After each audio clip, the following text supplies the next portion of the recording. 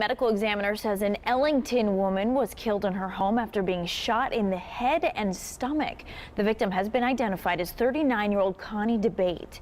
State police say that they went to the home on Birchview Drive on Wednesday after a burglary alarm went off.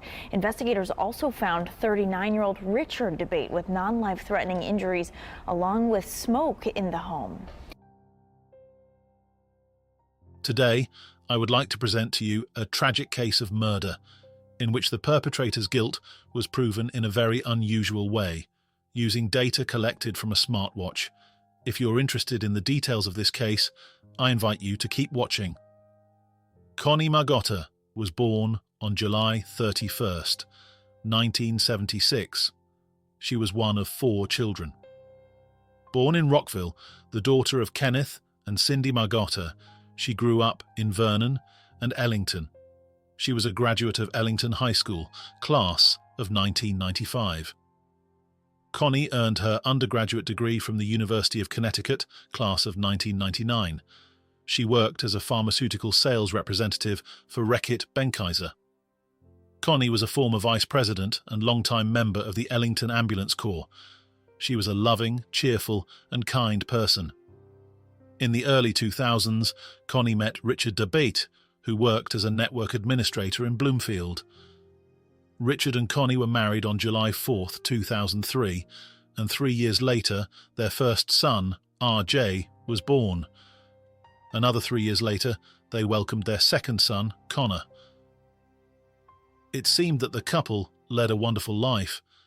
They didn't face major problems, and Connie never complained about issues in their relationship.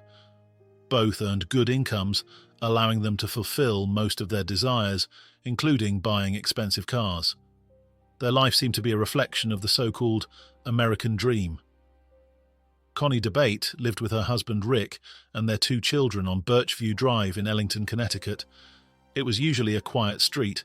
Connie's friends, Peggy and Darlene, who lived nearby, always emphasized what a great husband Richard seemed to be. He treated his wife like a queen, and they admitted to feeling a bit envious of Connie for having such a husband. However, at the end of 2015, this idyllic life was interrupted by an unexpected tragedy. On December 23rd, the local police received a call about a burglary and a shooting. When the officers arrived and went down to the basement, they found 39-year-old Connie, who had been shot twice, including a shot to the back of her head. Sadly, it was too late to save her. She had died from her injuries. At the time, her husband was also in the house. Richard was found in the kitchen, partially tied to a metal folding chair with zip ties. His injuries were far less severe than his wife's. His life was not in danger. He only had a few knife wounds on his legs and chest. The man appeared to be shaken and told the police that the attacker was still in the house. However, after searching the building, they found no one. Richard testified that his wife had been killed by a masked intruder dressed in a grey-green outfit resembling a military uniform. For obvious reasons, he didn't see the intruder's face, but recalled that the person had a low, gruff voice. The police used 3 tracking dogs to try to follow the trail.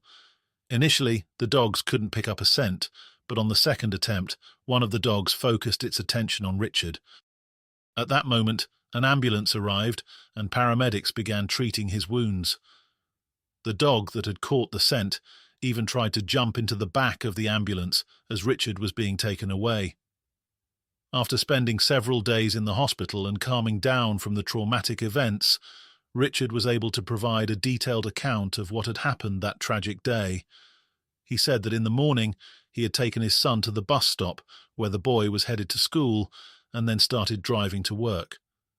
However, at some point, he realized he had forgotten his laptop, which he needed, and had to turn back.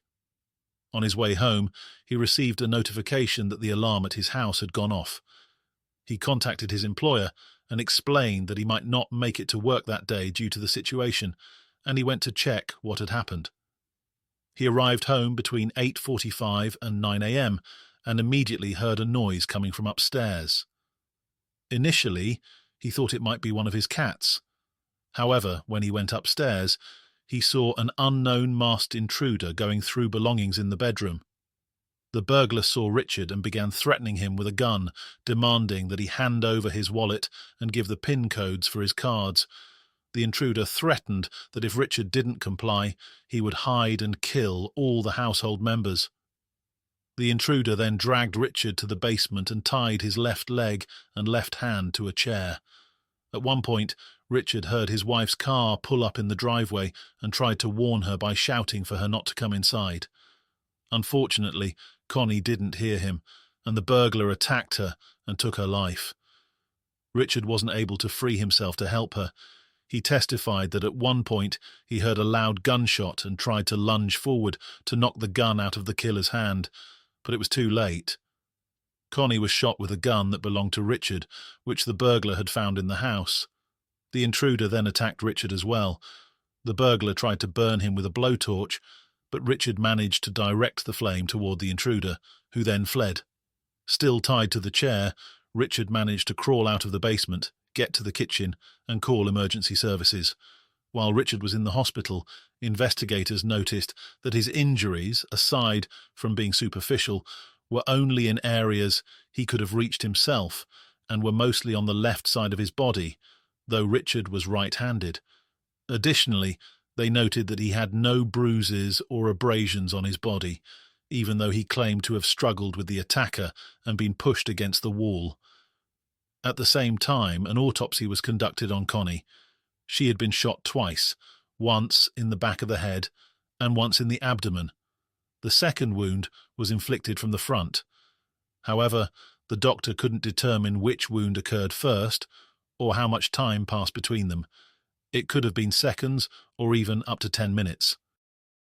Investigators then paid particular attention to the activity tracker Connie had been wearing at the time of her death, a Fitbit smartwatch. They decided to thoroughly analyze all the data it had collected. Based on this data, they established that Connie had been moving for more than an hour after the time her husband claimed she was already dead. At 9:23 a.m., she was still walking around the house, and she was active on Facebook between 9:40 and 9:46 a.m., even posting a video during that time.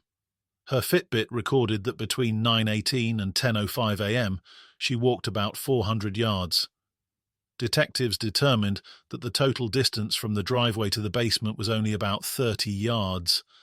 A Fitbit expert also found that her last movements were quite irregular, suggesting that she was simply moving around the house, doing various small chores. She certainly wasn't fleeing from an attacker, let alone lying dead, as her husband had described.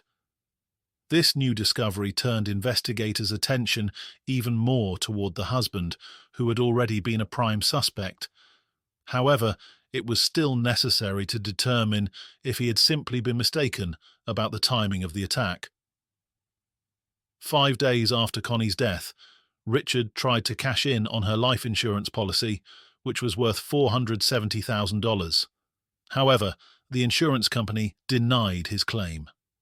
While the police were conducting their investigation, Richard continued living in the house where Connie had died, along with their sons. He also posted on Facebook, thanking people for their support. News of a murderous burglar quickly spread throughout the neighborhood, causing residents to be very cautious and start carrying weapons for protection. Connie was buried on December 30th, 2015. She was laid to rest at Ellington Center Cemetery after a 1.5-hour mass at the church, where mourners paid their respects and celebrated her life, many hugging those next to them for comfort.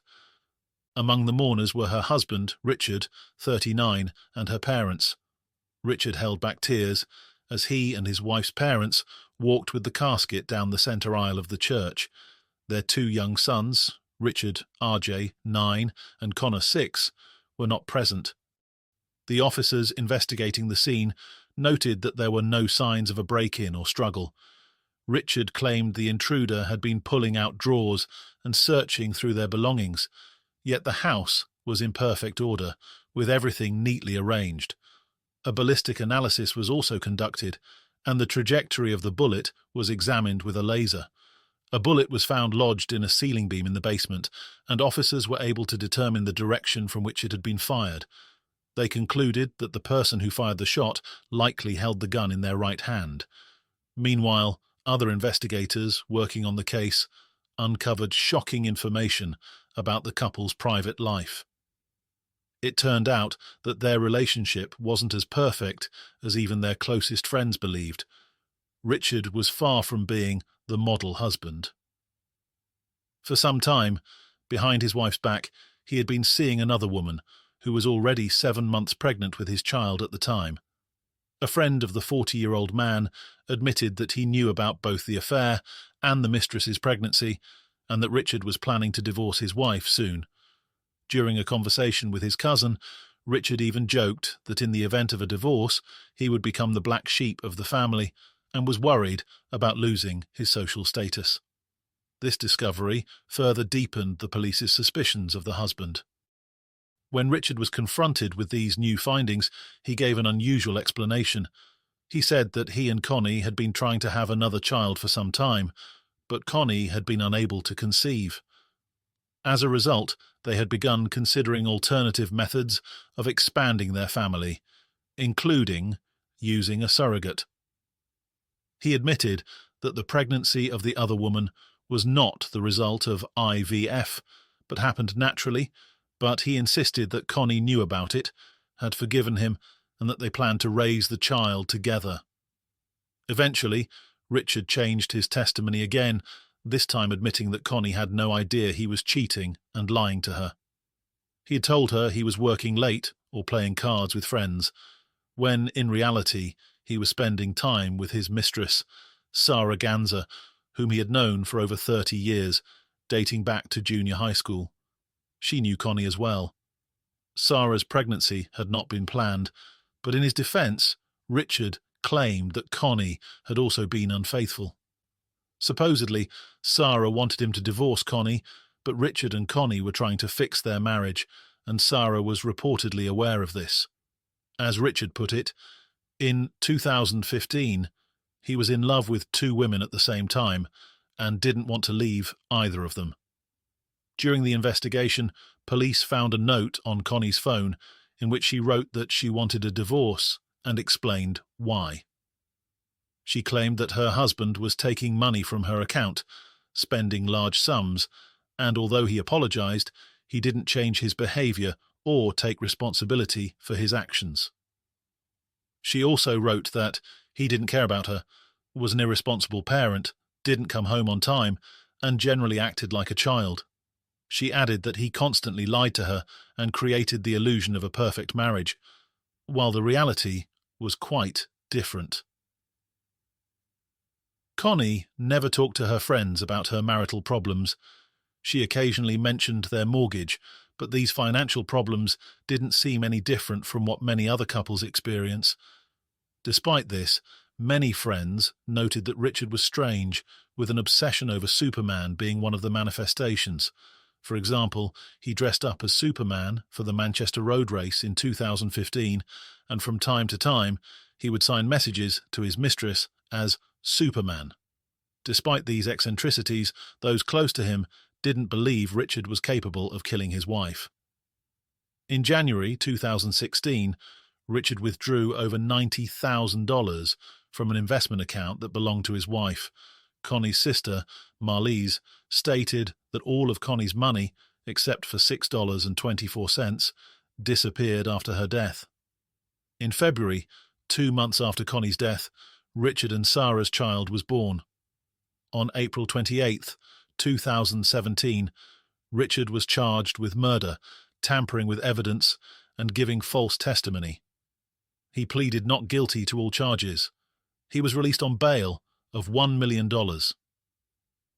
The trial didn't begin until April 22, 2022, with delays caused by the pandemic and the death of one of the lawyers. In total, over 130 witnesses were called, including police officers, neighbours, the housekeeper, the boss, the mistress, and a Fitbit expert from New York. More than 600 pieces of evidence were collected, leaving Richard's defence team with a tough challenge. The defense began by questioning the reliability of the data collected by Connie's smartwatch, then argued that Richard's version of events was supported by the discovery of foreign DNA at the crime scene and a witness's testimony. The neighbour claimed that on the day of the murder they saw a suspicious person near the house. However, the same witness added that it could just as easily have been an animal, such as a deer. Now on a murder trial against a man from Ellington accused of killing his wife back in 2015 finally got started today after several delays. Rick Dabate is the man at the center of this case, which gained national attention in part because of a Fitbit activity tracker being used as evidence. Richard Dabate and his lawyer keeping quiet as they entered Rockville Superior Court Tuesday morning. Anything you want to say to Connie's family after all these years? No comment. Dabate is charged with the murder of his 39-year-old wife, Connie, 2 days before Christmas in 2015 at their Ellington home. Dabate told police a masked man shot his wife and tied him up. A longtime neighbor of Connie's family speaking on their behalf as the trial got underway. Connie's family wishes they did not have to be here today. They are thankful that the trial has begun, and they are looking forward to justice for Connie. On Tuesday, the state calling witnesses to start building a timeline of the day of the killing. Those witnesses included a state police detective who was working dispatch and got a call from the Dabate's home alarm system reporting a panic alarm that had gone off. Also speaking was the operations manager of the Talon County Mutual Aid Fire Service, which got a 911 call from Dabate and a retired state police sergeant who responded to the home. As the state continues to make its case, they plan to use Connie's Fitbit as evidence.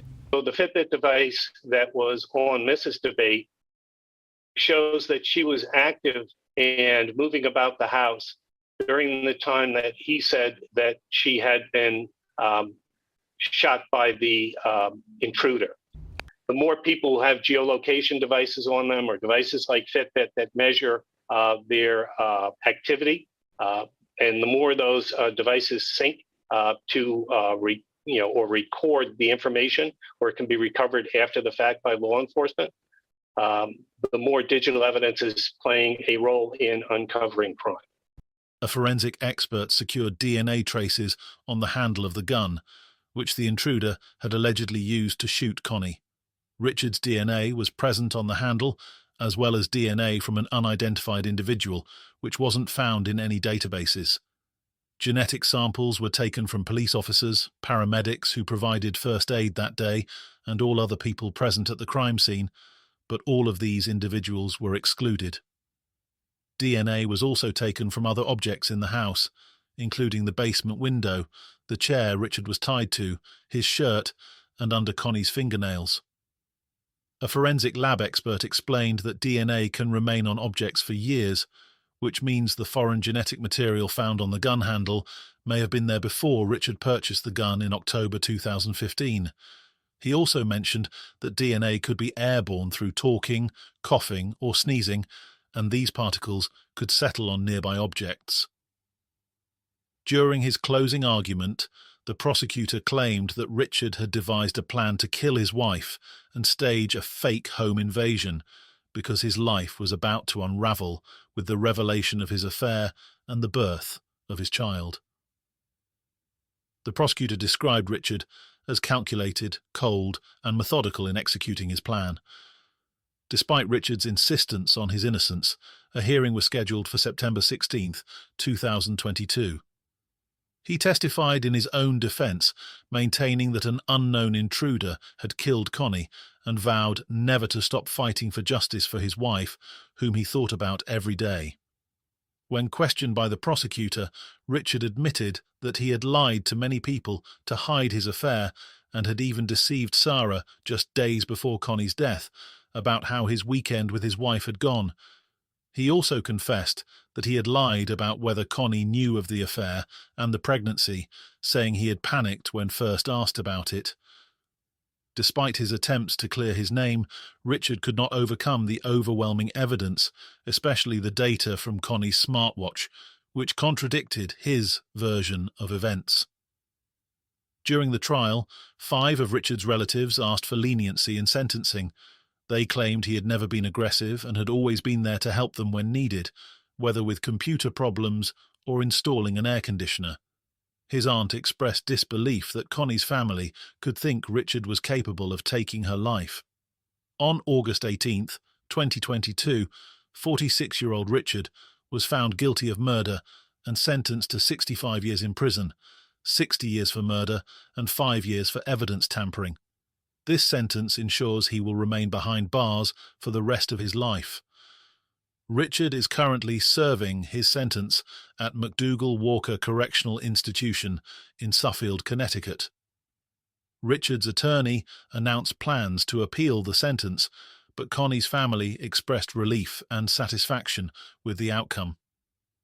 Though nothing could bring back their beloved relative, they felt that justice had been served, allowing them to close this painful chapter after a 6-year-long battle. The tragedy deeply affected Connie's closest family members, particularly her young sons. After Richard's arrest, custody of RJ and Connor was granted to Connie's elder sister, Leslie, and her husband, Tom. The boys moved in with them in Tolland in the spring of 2017, but they struggled to process their mother's death and longed for her return. Meanwhile, Richard remained free while awaiting trial and, according to Connie's family, emptied all the money she had saved for their sons. As of May 2022, RJ and Connor, now 17 and 15 years old, continue to live with Leslie and Tom in Tolland. They have chosen to live a private life, focusing on moving forward with the support of their extended family. First thing she said on the phone was, "Mom, I love you. You're my best friend." And I didn't know what's going on. I said, "I love you too, and you're a good friend of mine." But there was more. She says, I just want to let you know, Rick is a mess today. And I just wish I had said, "Well, if he's such a mess, why don't you come to my house? We'll have breakfast." Feel like, I don't know, a surge from up above. I just feel the strength coming to me, right now.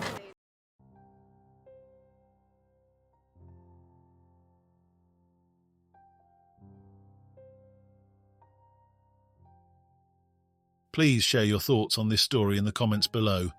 Thank you for listening to the end. Until next time.